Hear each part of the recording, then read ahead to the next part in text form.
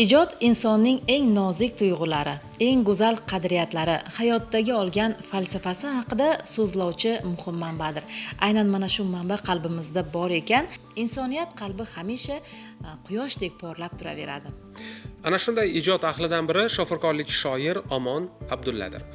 U she'riyat maydonida o'z qalami va betakror ovoziga ega ijodkor sifatida barchaga birdek tanilgan. Eng muhim jihati esa uning she'rlari samimiyligi, hayotiyligi va chuqur falsafiy mushohadalari bilan ko'plab kitobxonlarning qalbidan joy egallagan.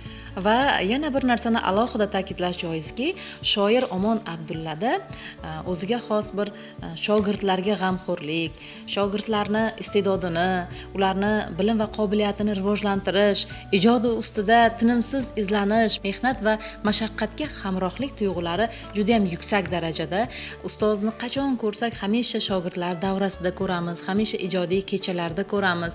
Va bilamizki, bugun ustozning aynan Buxoro adabiy muhitida tutgan o'rni juda ham yuksak. Navbatdagi lavhamiz esa shoir Omon Abdullaning ijodiga bag'ishlanadi.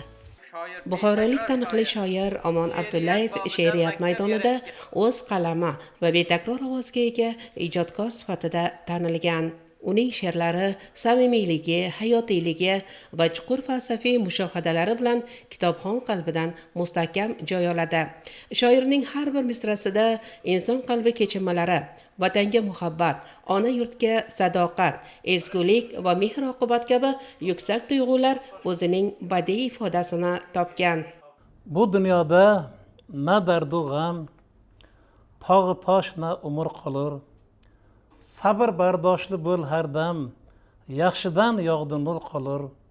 Shaytonlarga yor qilmasin, bandasiga xor qilmasin. Haqda bo'lsin jon qulog'ing, kiftingdan tushmasin rahmon. Xazon ko'rmas shunda bog'ing, yurt tuproqchini fido et jon. Do'st yoronga zor qilmasin, bandasiga xor qilmasin. Xudodan qo'rqmaslar kammi, qadamda sotqin nokaslar. Nochorlar ko'zlari nammi, ko'paydi mutban pastlar. Mehrni abgor qilmasin, bandasiga xor qilmasin. Ko'ngling pok tut, nafsing tiyib, el yukiga yelkangni tut, yasha mardlik tojin kiyib, unutganni sen ham unut, zolimga duchor qilmasin, bandasiga xor qilmasin. Izingdan yaxshi nom qolsin, o'tar dunyo ketar karvon, olam sendan ibrat olsin.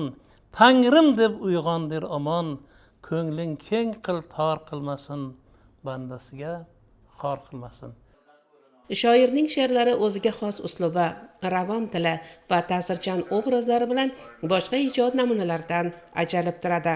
Ijodkorning har bir asari adabiyot ixlosmandlarini ezgulikka, go'zallikni anglash va hayotni sevishga chorlab kelmoqda. Bu esa uning ijodini yanada qadrli va barhayot qiladi.